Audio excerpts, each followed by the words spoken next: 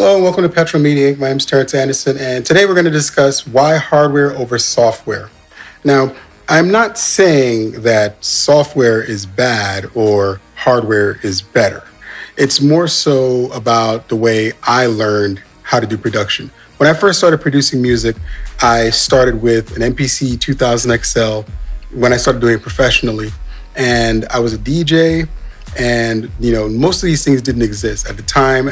I think we were on Pro Tools 4 or 5 at the time, which there really wasn't a home version for that. It was the only way to use Pro Tools was in a professional studio. And Logic was in its infancy at that time. It was still eMagic Logic. I didn't even know what that was at the time.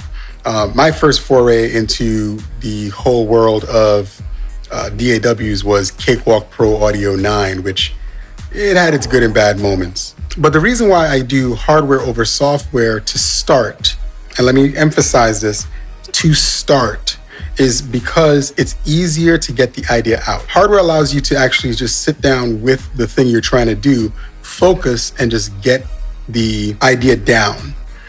Versus with software, what I find happens, at least with myself and a couple other people it happens to as well, I'm sure actually there's quite a few people it happens to, where you get lost in the fact that you have a million different options of things to use to actually produce what you're trying to produce. And although that's great, at the end of the day, you still want to simplify those choices. The thing I've realized over the years, and from talking to other professionals in the industry, is they basically have templates. You watch these guys bang out these amazing tracks really, really fast. Even when they do it in software, they've narrowed it down to the things they like and they stick with it. I've mentioned before in a video, if you listen to like Timbaland tracks, you'll notice you'll hear 4 or 5, maybe 6 records with the same drums. The Neptunes, that amazing run of production that Chad and Pharrell had, they basically used the same 2 drum kits for, almost all of the music. If you listen to all the records, it was like 20, 30, 40 records with the same kick, snare, hi-hat Congo combo. I think all of it was out of the Triton. So when you think about production, as much as we have thousands and thousands of sounds, I have tons of sounds as well that I have available. At the end of the day, you want to first narrow down the batch of sounds you want to use and then make as many things you can with it, then move to the next batch. And I think that works the best for production. And that's one of the reasons why I use hardware over software, because I'm very fast with an MPC. I know my way around the MPC really, really well. Although I'm very well versed in Logic, there's some drawbacks, and I'll get to that in a second. Also, if you're looking for any sounds for production, I have my own website, Petrol Media Inc. I have tons of drum kits going up there, almost on a weekly basis. My library of sounds from all the years that I've been doing production is somewhere in the neighborhood of 8 terabytes, if not more. And I'm going to be putting them up bit by bit because it's a lot of content. So what I'll probably do is put some up this week. And the ones I put up this week, I'm going to post them for free for about 2 weeks. And then after 2 weeks, they'll go back to their normal prices. So check those out. I hope you like it. I hope you like the website. Tons of stuff on there. And a lot of it is reasonably priced. I didn't want to overcharge. Didn't see the point to that. Now, when I'm working in the MPC, just as an example. So if you look at the screen here and we go to the tracks, this beat, the first section of the beat is only a couple of tracks. 2, 3, 4. It's not even more than 3 tracks. If I go to sequence 2 is the meat and potatoes of this beat. 1, 2, 3, 4, 5, 6, 7, 8, 7 tracks. And the last part of the beat is also, it's not even 7 tracks. I think it's 6. So 5, 4, 3, not even 3. So the beat itself is not consisting of a lot of parts. Yet, if you listen back to the record, you go to the sequence mode.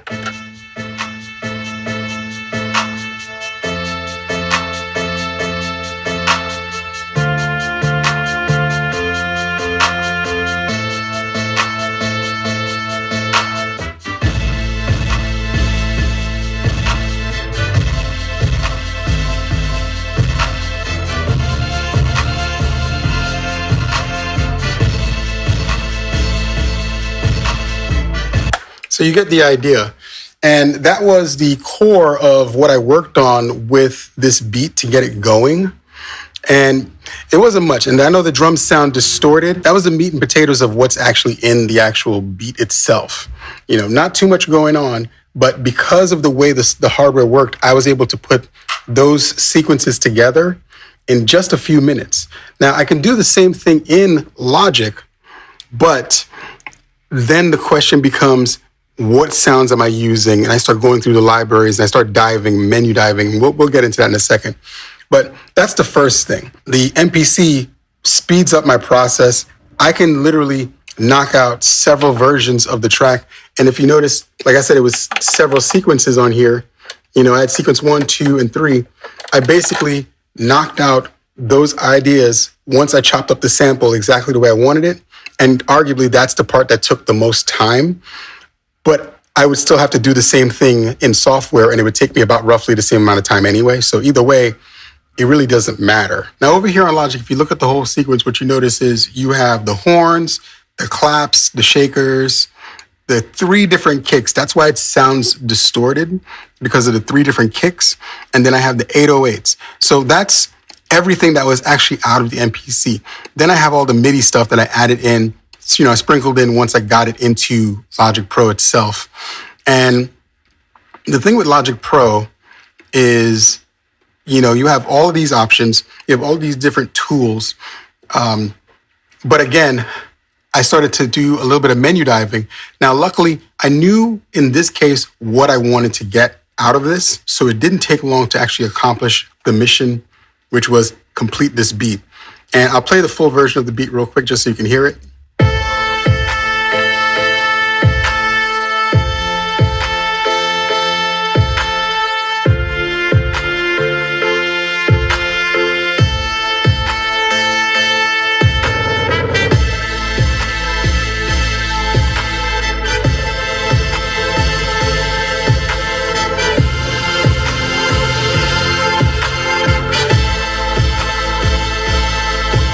So in Logic, I added the extra percussions, I added the organs and the choir, and I kept it simple. So now when I was working on this record, once I got over here and I got it into Logic, one of the things I used was a feature that is in the Phantom that I love. It's one of the reasons I got the Phantom back, because it's such a unique thing to the Roland series of keyboards.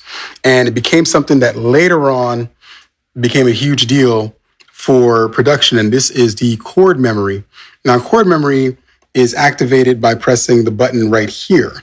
And what that does is it allows you to select a chord based on, I don't know if you can see these dots because it's really tiny, based on, traditional chord structure. And there's a lot of them in there.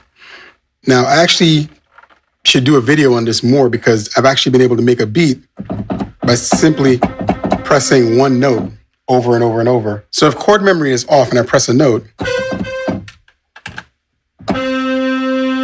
if I turn it on, and it's kind of hard to do this while holding this thing, but if I hold this and I change the chords,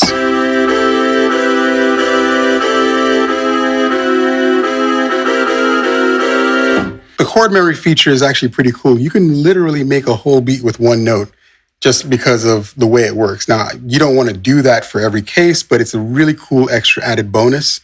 And also, if you add the arpeggiator into the equation, and then, of course, that has its own menu, and we'll do that in another video to go over this thing.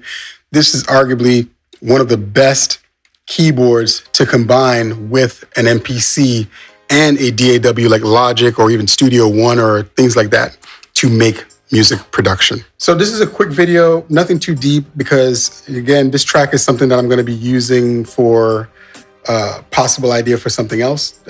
So can't get too deep into the extra stuff that I added to it. But the idea of this beat was done so quickly because of the use of hardware.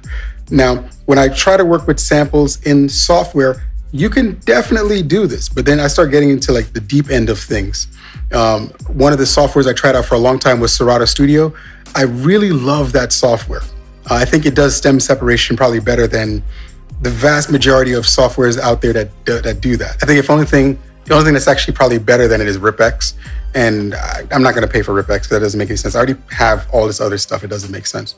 Learn the software and hardware that you have before you start worrying about the next new thing, because the next new thing is not going to make you better. It's just a new thing to learn. Always remember that. With Serato Studio, I can set up the samples the way I need to, throw it in the MPC to chop it up, and then move from there. Serato Studio, I can use to make beats and do it comfortably because it does feel like an MPC the way it functions. But again, it's all about preference. So for me, I had a realization that almost all of my hot records, the ones that got placed in TV shows, the ones that got placed with major artists, everything came from this. And I didn't see the point in going back to in the box first. Now, in the box, I like for sprinkling extra pieces on top of the record afterwards. In the case of this record, I added all the percussion bits, the choir, the organ. And another thing is, you don't need a lot of stuff to make a great record. Like, a lot of people keep thinking you need to add like 40, 50, 500 tracks to a record.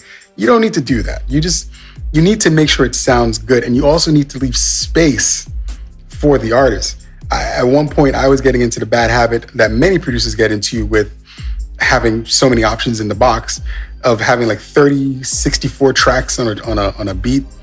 You don't need to do all that. That doesn't make any sense. It also becomes a mixing nightmare later on. Sure, if you want the challenge of it, great. And if you can do it, amazing. It's amazing. But at the same time, it's more time. And time is the thing we are all fighting against. And it doesn't make sense to put yourself in that predicament if you don't need to be in that predicament. Thanks for tuning on this one. Like I said, short one, sweet, just got to the point. Like, share, subscribe. Check out this website, Petro Media Inc. Again, like I said, tons of sounds on there. And I'm going to keep posting videos. You'll see a new video every single Monday.